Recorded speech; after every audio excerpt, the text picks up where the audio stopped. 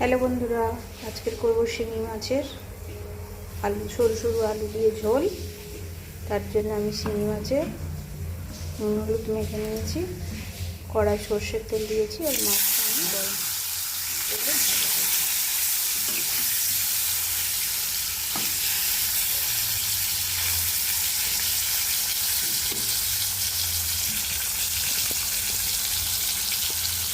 মাছটা ভালো করে ভেজে নেব।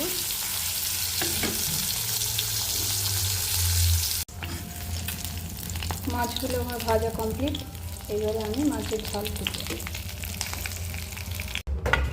মাছের ঝালের জন্য নিয়েছি আদা, পেঁয়াজ, টমেটো, কাঁচা লঙ্কা আর শুকনো লঙ্কা, জিরে সব একসঙ্গে আমি পেস্ট করে রেখেছি। সর্ষের তেল দিয়েছি কড়াই, এরপরে দিলাম পেঁয়াজ,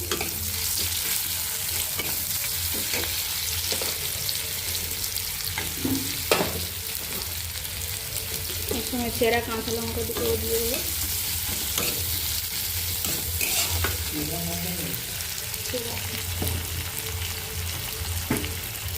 অল্প লবণ দেবো।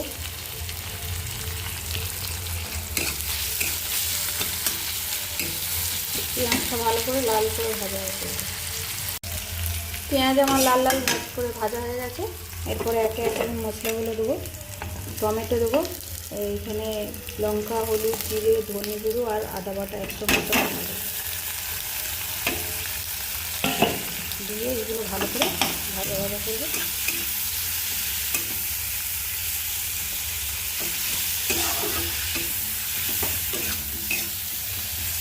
যেহেতু প্রথমেই আমি পেঁয়াজের সঙ্গে হালকা লবণ দিয়েছি, তাই টমেটোটাও ওর সঙ্গে নরম হয়ে যাবে।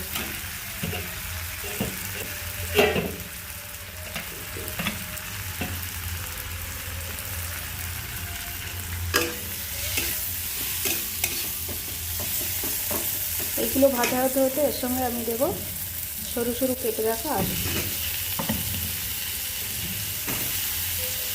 আলুগুলো আমি আগে থেকে ভেজে রাখিনি,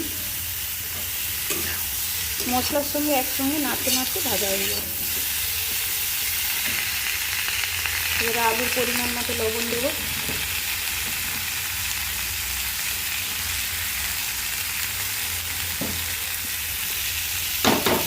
আলুটা এবারে হালকা আঁচে ভালো করে নেড়ে চেড়ে ভাজতে হবে কিছুক্ষণ ধরে। আলুটা আমার ভালোভাবে ভাজা ভাজা হয়ে গেছে। এবারে আমি যে